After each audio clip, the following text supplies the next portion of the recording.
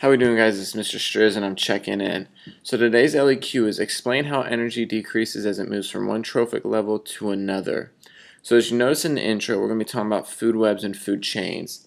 And it's nothing that should be new to you guys, as you definitely have done it through middle school for sure. But we're kind of go a little more deeper in depth to it. But just kind of as a reference back to the middle school days, we're first going to look at what is a food chain. So if you notice here, we have a flower, caterpillar, frog, a snake, and an owl.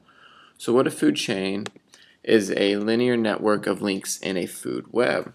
So notice here that the caterpillar eats the flower, which the frog eats the caterpillar, snake eats the frog, and the owl eats the snake. So it's just a linear network of links that those organisms eat within a food web. And that brings us to the food web itself. So food web, as you see here in the picture, is a little more has a little more organisms within the food web. So what a food web? A food web is a system of interlocking food chains. Like I said, it looks like a web, almost like a spider webs here. And that kind of gives, what organisms eat within an ecosystem. For example, the grasshopper eats corn, and then this grasshopper can also be ate by the frog or the rat. So it kind of gives you the whole ecosystem, food web within itself. And if going back to that food chain, so that food chain is just one link in a food web. We can go from here to the grasshopper, to the frog, to the wolf, to the eagle. Whereas a food web, it gives you all the organisms with the ecosystem and what they eat.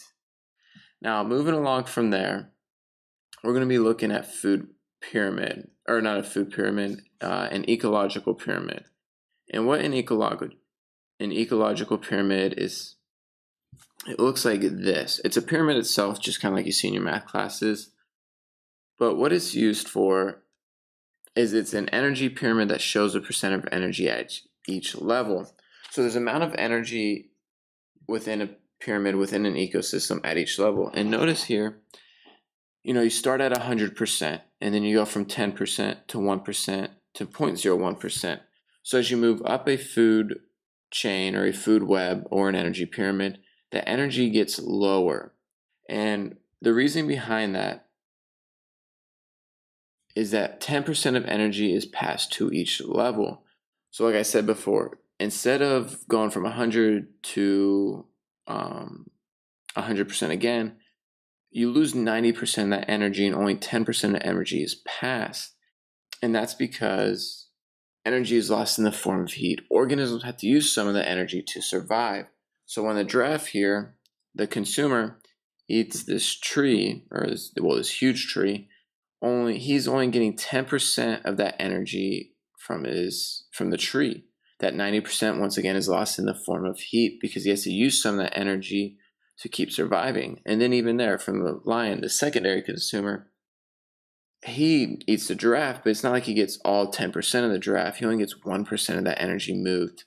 Well, 10% of the energy from the giraffe, because he has to use that 90% as lost in the form of heat.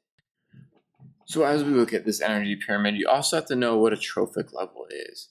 And what a trophic level is that they're the levels of each step in a food chain. So we have a trophic level here, which are the producers, a trophic level here, which is the primary consumers, a trophic level secondary consumers, and a trophic level for tertiary consumers. And you may be wondering, what are those producers? What are consumers? You can kind of get an idea based off those pictures, but I'll give you a better idea of what those are in this next picture coming up.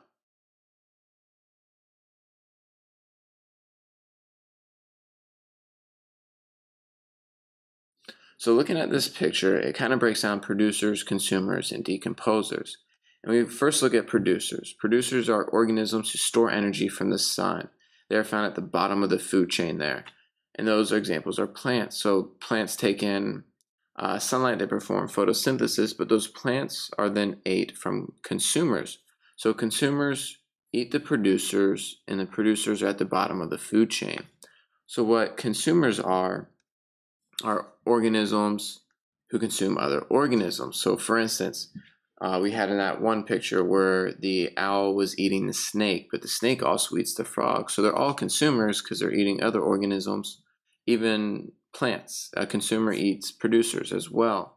It's just there's different levels. Back in that energy pyramid, we had a primary consumer, a secondary consumer, and a tertiary consumer, which you guys will work on that next page. And finally, we got decomposers.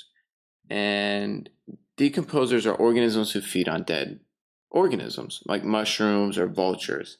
And decomposers play an important role in a food chain or a food web, actually an ecosystem in general, even though they don't get much attention to them. But they eat all those dead organisms that pile up, and then, they keep those dead organisms from piling up and ruining an ecosystem. So those decomposers do play an important role, even though they don't get as much love as consumers and producers.